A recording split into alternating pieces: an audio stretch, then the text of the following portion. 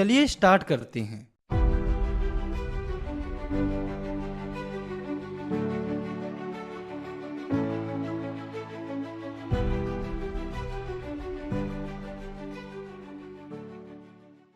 तो आज की वीडियो में हम पढ़ने वाले हैं क्लास 10th की साइंस के पहले चैप्टर को, जो कि है केमिकल रिएक्शन एंड इक्वेशंस। तो देखिए, हमारे चैप्टर की शुरुआत होती है चेंजेस से। तो हमें हमारे आसपास डेली लाइफ में काफ़ी सारे चेंजेस देखने को मिलते हैं, जिसमें से कुछ चेंजेस फिजिकल होते हैं और कुछ केमिकल। इन चेंजेस में मेन डिफरेंस ये होता है कि जो फिजिकल चेंजेस होते हैं वो रिवर्सिबल होते हैं, जैसे कि पानी का जमना, बर्फ का पिघलना। और जो केमिकल चेंज होते हैं वो रिवर्सिबल नहीं होते, मतलब कि ये एक बार हो जाते हैं तो ये दोबारा से रिवर्स नहीं होते। For example rusting of iron. तो जब लोहे पर जंग लग जाती है और वो खराब हो जाता है तो वो दोबारा से सही नहीं हो पाता है, क्योंकि केमिकल रिएक्शन रिवर्सिबल नहीं होती है। तो आप लोगों को ज़्यादा कन्फ्यूज़न नहीं पालना है, चीज़ों को सिंपली समझना है कि जो फिजिकल चेंजेस होते हैं उनकी वजह से फिजिकल रिएक्शन होती है, और जो केमिकल चेंजेस होते हैं उनकी वजह से केमिकल रिएक्शन होती है। तो किसी भी केमिकल रिएक्शन में दो मेन पार्ट्स होते हैं, रिएक्टेंट्स और प्रोडक्ट्स। रिएक्टेंट्स उन सब्सटेंस को कहा जाता है जो कि केमिकल रिएक्शन में पार्ट लेते हैं, जबकि प्रोडक्ट वो सब्सटेंस होता है जो कि केमिकल रिएक्शन में फॉर्म होता है। केमिकल रिएक्शन को समझने से ये दोनों टर्म हमें और अच्छे से समझ में आ जाएंगे। तो केमिकल रिएक्शन एक ऐसी प्रोसेस होती है जिसमें एक या उससे ज़्यादा सब्सटेंस, जिन्हें रिएक्टेंट्स कहा जाता है, वो कन्वर्ट हो जाती हैं एक या उससे ज़्यादा डिफरेंट सब्सटेंस में, जिन्हें प्रोडक्ट्स कहा जाता है। तो कहने का मतलब है कि केमिकल रिएक्शन में जो रिएक्टेंट्स होते हैं वो प्रोडक्ट में कन्वर्ट हो जाते हैं। फॉर एग्जाम्पल हाइड्रोजन और ऑक्सीजन मिलके H2 यानी कि वाटर फॉर्म कर रहा है। तो इस रिएक्शन में ये जो हाइड्रोजन और ऑक्सीजन है वो रिएक्टेंट है, क्योंकि हाइड्रोजन और ऑक्सीजन ही रिएक्शन में पार्ट ले रहे हैं। और जो H2O है वो प्रोडक्ट है, क्योंकि H2O ही रिएक्शन में फॉर्म हो रहा है। तो केमिकल रिएक्शन के बारे में समझने के बाद अब हमें ये देखना है कि केमिकल रिएक्शन के दौरान हमें क्या क्या चेंजेस देखने को मिलते हैं। तो जब भी केमिकल रिएक्शन होती है तो हमें रिएक्टेंट और प्रोडक्ट्स की स्टेट में चेंज देखने को मिल सकता है, या उनके कलर में चेंज देखने को मिल सकता है। इसके साथ हमें टेम्परेचर में भी चेंज देखने को मिल सकता है, और गैस भी निकलती हुई दिख सकती है, और केमिकल रिएक्शन के अंदर ही हमें प्रेसिपिटेट भी फॉर्म होते हुए दिख सकता है। तो केमिकल रिएक्शन में हमें ये कुछ चेंजेस देखने को मिल सकते हैं। तो आगे हमें समझना है केमिकल इक्वेशंस को। तो इसमें पहले हम देखेंगे कि केमिकल इक्वेशंस क्या होती हैं, फिर हम देखेंगे कि हम इन्हें बैलेंस क्यों करते हैं, हमें क्या ज़रूरत पड़ती है इनको बैलेंस करने की, और लास्ट में हम देखेंगे कि हम केमिकल इक्वेशंस को कैसे बैलेंस करते हैं। तो पहले हम देखते हैं कि केमिकल इक्वेशन क्या होती हैं। तो केमिकल इक्वेशन सिंबॉलिक रिप्रेजेंटेशन होती हैं केमिकल रिएक्शन की सिंबल्स और फॉर्मूले के साथ, यानी कि केमिकल रिएक्शन को उनके सिंबल्स और फॉर्मूले के फॉर्म में लिखने को ही केमिकल इक्वेशन कहा जाता है। फॉर एग्जाम्पल कार्बन और ऑक्सीजन मिलकर कार्बन डाइऑक्साइड फॉर्म करते हैं। तो आप देखिए कि इस रिएक्शन को सिंबल्स के फॉर्म में इस तरह से रिप्रेजेंट किया जाता है, और इसी रिप्रेजेंटेशन को हम केमिकल इक्वेशन कहते हैं। ये जो केमिकल इक्वेशंस होती हैं इनको लिखने का भी एक तरीका होता है, जिसमें जो रिएक्टेंट्स होते हैं उन्हें लेफ्ट साइड में लिखा जाता है, और जो प्रोडक्ट्स होते हैं उन्हें राइट साइड में लिखा जाता है, जैसा कि आप इस रिएक्शन में देख सकते हैं। आगे हमें देखना है बैलेंस्ड केमिकल इक्वेशन को। तो बैलेंस्ड केमिकल इक्वेशन वो इक्वेशन होती है जिसके अंदर रिएक्टेंट और प्रोडक्ट्स के अंदर, यानी कि लेफ्ट साइड और राइट साइड दोनों में एटम्स का जो नंबर है वो सेम होता है। नेक्स्ट हमें ये देखना है कि why do we need to balance chemical equation, यानी कि हमें केमिकल इक्वेशन को बैलेंस करने की ज़रूरत क्यों पड़ती है। तो हमें केमिकल इक्वेशन को बैलेंस करने की ज़रूरत इसीलिए पड़ती है क्योंकि law of conservation of mass के according mass can neither be created nor be destroyed in a chemical reaction, यानी कि किसी भी केमिकल रिएक्शन में मास को ना ही क्रिएट किया जा सकता है और ना ही डिस्ट्रॉय किया जा सकता है। मास हमेशा सेम रहता है। तो ऐसा तो जब होगा जब रिएक्टेंट का मास और प्रोडक्ट का मास सेम हो, और मास सेम तब होगा जब रिएक्टेंट में एटम का नंबर और प्रोडक्ट में एटम्स का नंबर सेम हो, क्योंकि अगर ऐसा नहीं होगा तो law of conservation of mass apply नहीं होगा। तो ये तो हमने देख लिया कि केमिकल इक्वेशंस को बैलेंस्ड होना चाहिए। अब हम ये देखते हैं कि इन केमिकल इक्वेशंस को बैलेंस्ड कैसे किया जाता है। तो केमिकल इक्वेशंस को किसी स्पेसिफिक मेथड से नहीं, simply hit and trial method से बैलेंस किया जाता है। तो अब हम एक केमिकल इक्वेशन को बैलेंस करने का ट्राई करते हैं। तो इस रिएक्शन में आयरन वाटर के साथ रिएक्ट करके आयरन ऑक्साइड और हाइड्रोजन फॉर्म कर रहा है। तो आप इस रिएक्शन को ध्यान से देखिए, इसमें रिएक्टेंट्स और प्रोडक्ट्स के अंदर एटम का नंबर सेम नहीं है और ये इक्वेशन अनबैलेंस्ड है। तो चलिए अब हम इस रिएक्शन को बैलेंस्ड करते हैं। तो आपको एक बात याद रखनी है कि किसी भी केमिकल इक्वेशन को बैलेंस करने के लिए हम जो चेंज करते हैं, तो उसके लिए हम हर एक पर्टिकुलर एलिमेंट या कंपाउंड को ब्रैकेट में बंद कर देते हैं। फिर हमें जो कुछ भी मल्टीप्लाई या कुछ भी चेंज करना होता है तो वो पूरे एलिमेंट या कंपाउंड पर ही होता है जो कि ब्रैकेट में होते हैं। तो केमिकल इक्वेशन की बैलेंसिंग को ईजी बनाने के लिए हम एक टेबल बना लेते हैं जिसमें हम एक कॉलम में एलिमेंट्स के नाम, अगले कॉलम में रिएक्टेंट्स के एटम के नंबर और नेक्स्ट कॉलम में प्रोडक्ट्स के एटम के नंबर को लिख लेंगे। तो अब हम टेबल के थ्रू इस रिएक्शन को बैलेंस करते हैं। तो सबसे पहले एलिमेंट है आयरन। तो आयरन के रिएक्टेंट में एक एटम है और प्रोडक्ट में आप देखिए 3 एटम है। दूसरा एलिमेंट है हाइड्रोजन। हाइड्रोजन के रिएक्टेंट में 2 एटम है और इधर प्रोडक्ट के हाइड्रोजन में भी 2 ही एटम है। और तीसरा एलिमेंट है ऑक्सीजन। तो ऑक्सीजन के रिएक्टेंट में 1 एटम है और प्रोडक्ट में 4 एटम है। तो इस टेबल में पहले है आयरन। तो अगर हम इधर रिएक्टेंट की साइड 3 का मल्टीप्लाई कर देते हैं तो दोनों साइड रिएक्टेंट और प्रोडक्ट में एटम का नंबर सेम हो जाएगा। नेक्स्ट है हाइड्रोजन। तो आप देखिए कि हाइड्रोजन के एटम का नंबर रिएक्टेंट और प्रोडक्ट दोनों में सेम ही है, जो कि है 2-2 एटम। और लास्ट और थर्ड एलिमेंट है ऑक्सीजन। तो ऑक्सीजन के रिएक्टेंट में एटम का नंबर है 1 और प्रोडक्ट में 4 एटम्स हैं। तो अगर हम इधर रिएक्टेंट की साइड ऑक्सीजन में 4 का मल्टीप्लाई कर देंगे तो दोनों साइड ऑक्सीजन के एटम बराबर हो जाएंगे। लेकिन हमने अभी देखा यदि कोई 2 एलिमेंट भी अगर कंपाउंड फॉर्म में दिए हुए हों तो उसको बैलेंस करने के लिए उस पूरे कंपाउंड में मल्टीप्लाई होता है। तो हम इस H2O में 4 का मल्टीप्लाई कर देंगे तो इस पूरे H2O में 4 का मल्टीप्लाई होने से ऑक्सीजन तो बैलेंस हो जाएगा, लेकिन जो रिएक्टेंट में हाइड्रोजन है वो 4 का मल्टीप्लाई होने से उसमें 8 एटम्स हो जाएंगे और ये अनबैलेंस हो जाएगा क्योंकि उसके प्रोडक्ट में 2 ही हाइड्रोजन है। तो हाइड्रोजन को बैलेंस करने के लिए हम प्रोडक्ट के हाइड्रोजन में 4 का मल्टीप्लाई कर देंगे। तो अब आप देखिए इस रिएक्शन में तीनों एलिमेंट आयरन, हाइड्रोजन और ऑक्सीजन बैलेंस हो चुके हैं और उनके रिएक्टेंट्स और प्रोडक्ट्स में एटम्स का नंबर बराबर हो चुका है।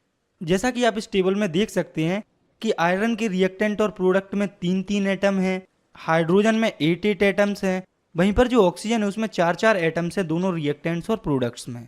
तो ये जो रिएक्शन लिखी थी वो अनबैलेंस्ड थी, लेकिन हमने अभी इस टेबल में सभी एलिमेंट्स को बैलेंस किया है। तो चलिए अब हम इस रिएक्शन को बैलेंस्ड तरीके से लिख लेते हैं। तो ये हो जाएगी 3Fe + 4H2O gives Fe3O4 + 4H2। तो अब आपकी समझ में आ गया होगा कि हम केमिकल इक्वेशंस को कैसे बैलेंस कर सकते हैं। आप खुद से भी कुछ केमिकल इक्वेशंस को बैलेंस करके इसकी प्रैक्टिस कर सकते हैं। इसका जो तरीका है वो बिल्कुल सिंपल है, जो कि मैंने आपको बता दिया है। आपको एक टेबल फॉर्म करना है और किसी भी तरीके से रिएक्टेंट्स और प्रोडक्ट्स में एटम्स के नंबर को सेम करना है। आगे हमें समझना हमारे अगले टॉपिक को, जो कि है टाइप्स ऑफ केमिकल रिएक्शंस। तो केमिकल रिएक्शंस बेसिकली 6 टाइप की होती हैं, जो कि है combination reaction, decomposition reaction, displacement reaction, double displacement reaction, oxidation and reduction reaction and exothermic and endothermic reaction. तो अब हम एक एक करके इन सभी रिएक्शंस को इनके एग्जाम्पल्स के साथ समझेंगे। तो शुरुआत करते हैं कॉम्बिनेशन रिएक्शन से। तो ऐसी रिएक्शन जिसमें 2 या उससे ज़्यादा रिएक्टेंट्स मिलकर एक सिंगल प्रोडक्ट फॉर्म करते हैं उसे कॉम्बिनेशन रिएक्शन कहा जाता है। इसके एग्जाम्पल्स हो जाएंगे बर्निंग ऑफ कोल। तो आप देखिए कि जब कार्बन ऑक्सीजन की प्रेजेंस में जलता है तो CO2 गैस फॉर्म होती है। तो यहाँ पर हुआ क्या, कार्बन और ऑक्सीजन मिलकर CO2 गैस फॉर्म कर रहे हैं, यानी कि 2 रिएक्टेंट्स जो कि है कार्बन एंड ऑक्सीजन वो मिलकर एक product carbon dioxide gas form कर रहे हैं। इसका एक और एग्जांपल हो जाएगा फॉर्मेशन ऑफ वाटर। तो इस रिएक्शन में आप देखिए हाइड्रोजन और ऑक्सीजन मिलकर H2 यानी कि वाटर फॉर्म कर रहे हैं। तो आप इन दोनों रिएक्शन में ही देख सकते हैं कि जो 2 रिएक्टेंट हैं वो मिलकर एक प्रोडक्ट फॉर्म कर रहे हैं। इन्हें ही हम कॉम्बिनेशन रिएक्शन कहते हैं। इसके बाद केमिकल रिएक्शन का दूसरा टाइप है डिकम्पोजिशन रिएक्शन। तो डिकम्पोजिशन का मतलब होता है टूट जाना। तो ऐसी केमिकल रिएक्शन जिसमें एक सिंगल रिएक्टेंट 2 या उससे ज़्यादा प्रोडक्ट्स में ब्रेकडाउन हो जाता है, यानी कि टूट जाता है, उसे डिकम्पोजिशन रिएक्शन कहा जाता है। तो अब आप ये सोचिए कि कोई भी रिएक्टेंट या सब्सटेंस क्यों टूटता है। तो इसका आंसर है कि कोई भी रिएक्टेंट या सब्सटेंस किसी न किसी एनर्जी की वजह से टूटता है। मतलब कि रिएक्टेंट के ब्रेकडाउन होने में, या हम कह सकते हैं डिकम्पोजिशन रिएक्शन में, कोई ना कोई एनर्जी इन्वॉल्व होती है। और इस एनर्जी के बेसिस पर रिएक्टेंट्स के ब्रेकडाउन के कारण जो डिकम्पोजिशन रिएक्शन होती है वो 3 टाइप्स की होती है, जो कि है thermal decomposition, electrolytic decomposition and photolytic decomposition. तो सबसे पहले है थर्मल डिकम्पोजिशन। तो थर्मल का मतलब होता है हीट। तो ऐसा डिकम्पोजिशन जो कि हीट के द्वारा हो रहा हो उसे थर्मल डिकम्पोजिशन कहा जाता है। फॉर एग्जाम्पल, जब कैल्शियम कार्बोनेट CaCO3 जो कि लाइमस्टोन होता है उसे हीट किया जाता है तो वो कैल्शियम ऑक्साइड CaO, जिसे क्विकलाइम भी कहा जाता है, उसमें और CO2 में ब्रेक हो जाता है। नेक्स्ट डिकम्पोजिशन है इलेक्ट्रोलाइटिक डिकम्पोजिशन। तो ऐसा डिकम्पोजिशन जो कि इलेक्ट्रिसिटी के थ्रू होता है उसे इलेक्ट्रोलाइटिक डिकम्पोजिशन कहा जाता है। फॉर एग्जाम्पल, जब H2 यानी कि वाटर से इलेक्ट्रिसिटी पास होती है तो उसमें जो H2O होता है वो हाइड्रोजन और ऑक्सीजन में ब्रेक हो जाता है। तीसरे टाइप का डिकम्पोजिशन है फोटोलाइटिक डिकम्पोजिशन। तो फोटो वर्ड का साइंस में मतलब होता है सनलाइट। तो ऐसा डिकम्पोजिशन जो कि सनलाइट के थ्रू होता है उसे फोटोलाइटिक डिकम्पोजिशन कहा जाता है। फॉर एग्जाम्पल, जब सिल्वर क्लोराइड पर सनलाइट पड़ती है तो वो सिल्वर और क्लोरीन में ब्रेक हो जाता है। तो ये थे डिकम्पोजिशन रिएक्शन के 3 टाइप्स जिन्हें हमें समझना था। आगे हमें समझना है अगले टाइप की केमिकल रिएक्शन को, जो कि है डिस्प्लेसमेंट रिएक्शन। तो ये ऐसी रिएक्शन होती है जिसमें ज़्यादा reactive element less reactive element को डिस्प्लेस कर देता है उसके कंपाउंड या सॉल्यूशन से। फॉर एग्जाम्पल, जब जिंक रिएक्ट करता है कॉपर सल्फेट से तो जिंक कॉपर से ज़्यादा रिएक्टिव होता है। तो ज़्यादा रिएक्टिव होने के कारण जिंक कॉपर को डिस्प्लेस कर देता है और जिंक सल्फेट फॉर्म कर लेता है और कॉपर अलग हो जाता है, जैसा कि आप इस रिएक्शन में देख सकते हैं। Zn + CuSO4 gives ZnSO4 + Cu। तो यहाँ पर हुआ क्या, जिंक जो कि ज़्यादा रिएक्टिव था कॉपर से, उसने कॉपर को डिस्प्लेस कर दिया उसी के सॉल्यूशन से। नेक्स्ट और चौथे टाइप की केमिकल रिएक्शन है डबल डिस्प्लेसमेंट रिएक्शन। तो इसके नाम से ही पता चल रहा है कि इसमें 2 चीज़ें डिस्प्लेस हो रही हैं। तो ऐसी रिएक्शन जिसमें 2 अलग अलग आयंस या एटम्स के ग्रुप रिएक्टेंट मॉलिक्यूल्स के अंदर एक दूसरे को डिस्प्लेस करें तो उस रिएक्शन को डबल डिस्प्लेसमेंट रिएक्शन कहते हैं। इसको और सिंपली आप ऐसे समझिए कि ऐसी रिएक्शन जिसमें एक रिएक्टेंट का एक पार्ट दूसरे रिएक्टेंट के एक पार्ट से डिस्प्लेस हो जाए उसे डबल डिस्प्लेसमेंट रिएक्शन कहते हैं। इसको और ज़्यादा सिंपली समझने के लिए आप इस इक्वेशन को देखिए, AB + CD gives AD + CB। तो इस रिएक्शन में आप देखिए कि पहले रिएक्टेंट का एक पार्ट B दूसरे रिएक्टेंट में पहुंच गया और दूसरे रिएक्टेंट का एक पार्ट D पहले रिएक्टेंट में आ गया और प्रोडक्ट बन गया AD + CB। तो कहने का मतलब है कि ऐसी रिएक्शन जिसमें 2 आयंस या 2 एटम्स का डिस्प्लेसमेंट हो उसे हम डबल डिस्प्लेसमेंट रिएक्शन कहते हैं। तो ये तो एग्जाम्पल आपको समझाने के लिए था। इसका रियल एग्जाम्पल हो जाएगा Na2SO4 जो कि होता है सोडियम सल्फेट प्लस BaCl2 जो कि होता है बेरियम क्लोराइड। तो जब सोडियम सल्फेट और बेरियम क्लोराइड की रिएक्शन होती है तो सोडियम बेरियम क्लोराइड से बेरियम को डिस्प्लेस करता है और बेरियम सोडियम सल्फेट से सोडियम को डिस्प्लेस करता है। तो BaSO4 बेरियम सल्फेट और NaCl sodium chloride as a product form होते हैं। तो ऐसी रिएक्शन जिनमें आयंस का एक्सचेंज होता है उनके रिएक्टेंट्स के बीच में उसे डबल डिस्प्लेसमेंट रिएक्शन कहा जाता है। और ये जो जितनी भी डबल डिस्प्लेसमेंट रिएक्शन होती हैं उनमें मोस्टली सभी में प्रेसिपिटेट फॉर्म होता है। आगे हमें समझना है 5वीं केमिकल रिएक्शन को, जो कि है ऑक्सीडेशन एंड रिडक्शन रिएक्शन। तो ऑक्सीडेशन और रिडक्शन को हम सेपरेटली समझेंगे। तो पहले है ऑक्सीडेशन रिएक्शन। तो ऑक्सीडेशन एक ऐसी रिएक्शन होती है जिसमें ऑक्सीजन ऐड हो रहा हो, या फिर ऐसी रिएक्शन जिसमें से हाइड्रोजन रिमूव हो रहा हो, या फिर ऐसी रिएक्शन जिसमें इलेक्ट्रॉन लूज हो रहे हों। तो किसी भी रिएक्शन में ऑक्सीजन का ऐड होना या हाइड्रोजन का रिमूव होना या फिर इलेक्ट्रॉन का लॉस किसी भी रिएक्शन से उसे ऑक्सीडेशन रिएक्शन कहा जाता है। For example, carbon + oxygen gives carbon dioxide. तो आप देखिए ये रिएक्शन ऑक्सीडेशन रिएक्शन है क्योंकि इसमें ऑक्सीजन ऐड हो रहा है। इसके बाद आप इस रिएक्शन को देखिए, इसमें हाइड्रोजन सल्फाइड रिएक्ट कर रहा है ऑक्सीजन के साथ और वाटर और सल्फर फॉर्म हो रहा है। तो ये रिएक्शन भी ऑक्सीडेशन रिएक्शन है क्योंकि इसमें हाइड्रोजन सल्फाइड से हाइड्रोजन लूज हो रहा है। और इस रिएक्शन को भी आप देखिए, इसमें जिंक से 2 इलेक्ट्रॉन लूज हो रहे हैं और जिंक पर 2 पॉजिटिव साइन आ रहा है। ये रिएक्शन भी ऑक्सीडेशन रिएक्शन है क्योंकि इस रिएक्शन में इलेक्ट्रॉन लूज हो रहे हैं। ऑक्सीडेशन के बाद अब हमें समझना है रिडक्शन रिएक्शन को। तो रिडक्शन रिएक्शन ऑक्सीडेशन की बिल्कुल अपोजिट होती है। तो रिडक्शन होती है ऐसी रिएक्शन या ऐसी प्रोसेस जिसमें ऑक्सीजन रिमूव हो रहा हो या फिर हाइड्रोजन ऐड हो रहा हो या फिर ऐसी प्रोसेस जिसमें इलेक्ट्रॉन गेन हो रहे हों। तो आप इन डेफिनेशन से समझ सकते हैं कि ऑक्सीडेशन और रिडक्शन रिएक्शन एक दूसरे की बिल्कुल अपोजिट होती हैं। फॉर एग्जाम्पल, जब पोटेशियम क्लोराइड KClO3 टूट जाता है पोटेशियम क्लोराइड KCl और ऑक्सीजन में, तो ये जो रिएक्शन है वो रिडक्शन रिएक्शन है क्योंकि इसमें आप देखिए ऑक्सीजन रिमूव हो रहा है। एक रिएक्शन है कि जब सोडियम रिएक्ट करता है हाइड्रोजन के साथ तो सोडियम हाइड्राइड फॉर्म होता है। तो आप देखिए इस रिएक्शन में हाइड्रोजन ऐड हो रहा है सोडियम के साथ, इसलिए ये भी रिडक्शन रिएक्शन होगी। एक और रिएक्शन है जिसमें जिंक में 2 इलेक्ट्रॉन्स ऐड हो रहे हैं, तो ये रिएक्शन भी रिडक्शन रिएक्शन है क्योंकि इसमें इलेक्ट्रॉन ऐड हो रहे हैं।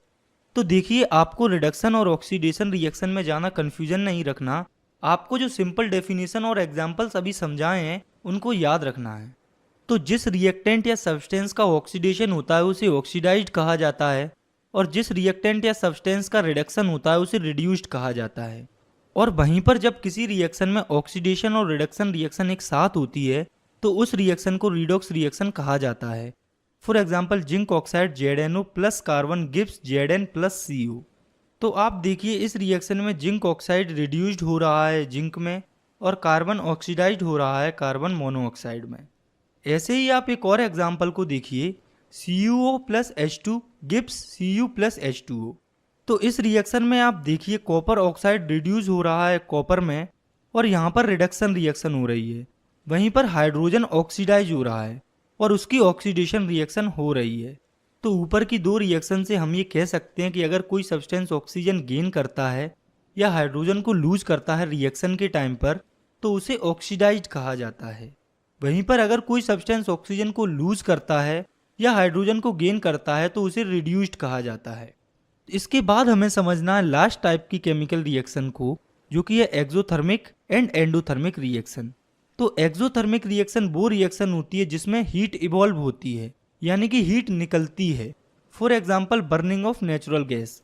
तो जब मीथेन यानी कि CH4 जब ऑक्सीजन में बर्न होती है तो CO2 और वाटर फॉर्म होता है और साथ में लार्ज अमाउंट में हीट एनर्जी निकलती है। इसके साथ साथ जो रेस्पायरेशन की प्रोसेस होती है वो एक्सोथर्मिक रिएक्शन होती है क्योंकि उसमें एनर्जी हीट के फॉर्म में रिलीज होती है। इसके बाद है एंडोथर्मिक रिएक्शन। तो ये रिएक्शन बिल्कुल अपोजिट होती है एक्सोथर्मिक रिएक्शन की। ये वो रिएक्शन होती है जिसमें हीट एनर्जी एब्जॉर्ब होती है। फॉर एग्जाम्पल, मरकरिक ऑक्साइड जब मरकरी और ऑक्सीजन में टूटता है तो उस प्रोसेस में काफ़ी ज़्यादा हीट एनर्जी एब्जॉर्ब होती है। एंडोथर्मिक रिएक्शन का मोस्ट पॉपुलर एग्जाम्पल है फोटोसिंथेसिस। तो जो फोटोसिंथेसिस रिएक्शन होती है उसमें सन की हीट एनर्जी को एब्जॉर्ब किया जाता है, इसलिए फोटोसिंथेसिस की जो रिएक्शन होती है वो एंडोथर्मिक रिएक्शन होती है। इसके बाद हमें समझना है इस चैप्टर के आखिरी टॉपिक को, जो कि है effect of oxidation in our daily life, यानी कि हमारी डेली लाइफ में ऑक्सीजन के क्या क्या इफेक्ट हमें देखने को मिलते हैं। तो हमें ऑक्सीजन के मेनली 2 इफेक्ट देखने को मिलते हैं, जो कि है कोरोजन एंड रेंसिडिटी। तो पहले हम देखते हैं कोरोजन को। तो कोरोजन एक ऐसा फिनोमिनन या ऐसी प्रोसेस होती है जिसमें मेटल की सरफेस धीरे धीरे खराब होने लगती है एयर, वाटर या किसी और केमिकल की रिएक्शन से, जो कि एटमॉस्फेयर में प्रेजेंट होते हैं। इसके एग्जाम्पल हो जाएंगे, आप सभी ने देखा होगा कि सिल्वर पर ब्लैक कोटिंग आ जाती है, यानी कि काली लेयर चढ़ जाती है, या फिर जो कॉपर होता है उस पर एक ग्रीन लेयर आ जाती है। और अगर आपने इन दोनों एग्जाम्पल्स को नोटिस नहीं किया है तो भी कोई दिक्कत नहीं है, क्योंकि आप सभी ने लोहे पर जंग लगी हुई तो जरूर देखी होगी, तो वो भी कोरोजन के कारण ही होती है। आयरन के केस में कोरोजन को रस्ट कहा जाता है। तो कोरोजन के कारण काफ़ी मात्रा में car bodies, bridges, ships, iron railings and उनके साथ और भी कई मेटल्स जैसे कि सिल्वर और कॉपर खराब हो जाते हैं। तो कोरोजन एक नेचुरल और स्लो प्रोसेस होती है। ऐसा नहीं होता कि कोई भी मेटल 1 या 2 दिन में कोरोड हो जाए, और अगर हम चाहें तो इन मेटल्स को प्रिवेंट भी कर सकते हैं कोरोजन से। इसके लिए हमें बस सिंपल से कुछ स्टेप्स लेने होते हैं, जैसे कि हम आयरन के ऑब्जेक्ट्स को पेंट करके कोरोजन से प्रिवेंट कर सकते हैं, और सिल्वर को हम उसे बाहरी कांटेक्ट में ज़्यादा ना रखकर उसकी रेगुलर क्लीनिंग कर प्रिवेंट कर सकते हैं। इसके साथ कॉपर को बेकिंग सोडा और सॉल्ट का पेस्ट बनाकर उससे रेगुलर क्लीन करके इसको प्रिवेंट कर सकते हैं कोरोजन से। तो जो कोरोजन होता है वो काफ़ी हार्मफुल होता है मेटल्स के लिए, लेकिन इसके साथ साथ एक मेटल ऐसा भी होता है जिसके लिए कोरोजन काफ़ी बेनिफिशियल होता है, यानी कि उस मेटल को कोरोजन से फ़ायदा होता है, जो कि होता है एल्यूमिनियम। तो एल्यूमिनियम के केस में कोरोजन बेनिफिशियल होता है। इसके बाद है ऑक्सीजन का दूसरा इफेक्ट, जो कि है रेंसिडिटी। तो ये प्रोसेस होती है स्लो ऑक्सीडेशन की उन फूड मटेरियल्स की जिनमें ऑयल और फैट प्रेजेंट होता है, जिससे फूड का टेस्ट और उसकी स्मेल खराब हो जाती है। तो आपने कभी ना कभी काफ़ी फूड मटेरियल्स को खराब होते हुए देखा होगा, जैसे हमारे घरों में सब्जी और भी कई खाने की चीज़ें खराब हो जाती हैं। तो जो फूड मटेरियल्स होते हैं वो फैट और ऑयल्स के प्रेजेंट होने के कारण ऑक्सीडाइज हो जाते हैं, जिससे इनकी स्मेल और टेस्ट खराब हो जाते हैं और ये हमारी हेल्थ के लिए भी काफ़ी नुकसानदायक होते हैं। तो फूड को रेंसिडिटी से यानी कि खराब होने से प्रिवेंट करने के लिए कुछ मेथड्स होते हैं, जैसे कि हम फूड मटेरियल्स को रेंसिडिटी से प्रिवेंट करने के लिए एयर टाइट कंटेनर्स में रख सकते हैं, जिससे वो एयर के कांटेक्ट में नहीं आएंगे और रेंसिडिटी से प्रिवेंट रहेंगे। इसके साथ हम जो कुक्ड फूड होते हैं जिन्हें हम खुद पकाते हैं उन्हें डायरेक्ट सनलाइट के कांटेक्ट से प्रिवेंट करके और रेफ्रिजरेटर में लो टेम्परेचर पर रखकर प्रिवेंट कर सकते हैं। इसके साथ साथ हम फूड मटेरियल्स को एंटीऑक्सीडेंट्स को भी ऐड करके प्रिवेंट कर सकते हैं रेंसिडिटी से। तो आप लोगों ने कभी ना कभी चिप्स तो खाए होंगे। तो जब आपने चिप्स खाए होंगे तो आपने एक चीज़ नोटिस की होगी कि चिप्स के पैकेट में चिप्स से ज़्यादा तो हवा भरी हुई होती है। तो आप लोगों ने कभी सोचा है कि चिप्स में गैस या हवा क्यों भरी होती है, और ये कौन सी गैस होती है जो चिप्स के अंदर भरी होती है? तो जो चिप्स होते हैं उनके अंदर मेनली नाइट्रोजन गैस भरी होती है, और ये इसीलिए भरी होती है क्योंकि ये गैस चिप्स को रेंसिडिटी से प्रिवेंट करती है, यानी कि इनको ऑक्सीडाइज होने से बचाती है। तो ये था आपका चैप्टर। आज की वीडियो में